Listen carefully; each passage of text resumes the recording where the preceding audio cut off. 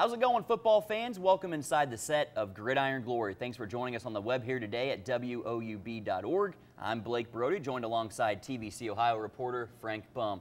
It's our midweek preview of our game of the week. This Friday night, it's 4-1 Meigs looking to prove they belong with the big boys of the TVC Ohio versus 5-0 Athens, one of three teams still undefeated at the start of league play. Frank, this matchup Friday night marks the much anticipated start of league play in the Ohio. How do you see these two teams matching up? Well, it's been very much anticipated, Blake, even before we knew that Meigs was going to be 4-1. They had a rough season last year, 3-7, stormed out to the gate, 4-1 this year. So very much anticipated game, especially when you consider that last year a 3-7 Meigs squad took Athens to the brink last year, 33-27. So these teams, they match up much better than people would expect. And this year, with Meigs being 4-1, Athens that 5-0, it's going to be a good game.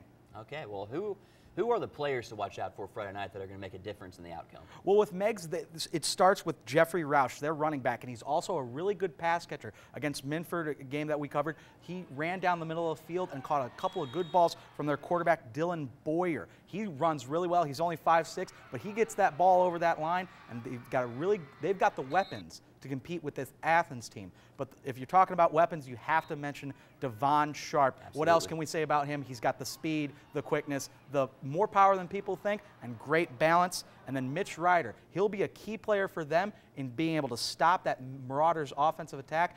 Dude just lights people up. It's great. Yeah, Devon Sharp and Mitch Ryder are probably the best offensive and defensive duo we have of anybody we cover. But it's entirely possible that they could be the defensive and offensive MVPs of the TVC Ohio come season end, depending on how they play out. All right, now give us a prediction Friday night. How do you see this one playing out, and give us a final score? Well, I do have the Bulldogs 35-21, but it's going to be a very close game. I think that what happens is it goes into the fourth quarter tied, but then Athens, which is a bigger, stronger, a little bit faster team, I think they eventually grind down the Marauders, but the Marauders keep it very close and give the Bulldogs another scare. All right, so 35-21. I like that prediction. I know it's going to be tough for Meigs to come in to Athens' new facility and get a win come Friday night.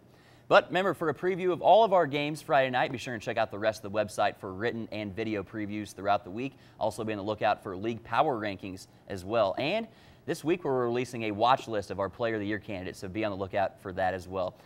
Frank likes Athens over Meigs Friday night, and you know what? I think that's a pretty good prediction. Athens looks really tough to start off the season, but we'll see how it all plays out come Friday night.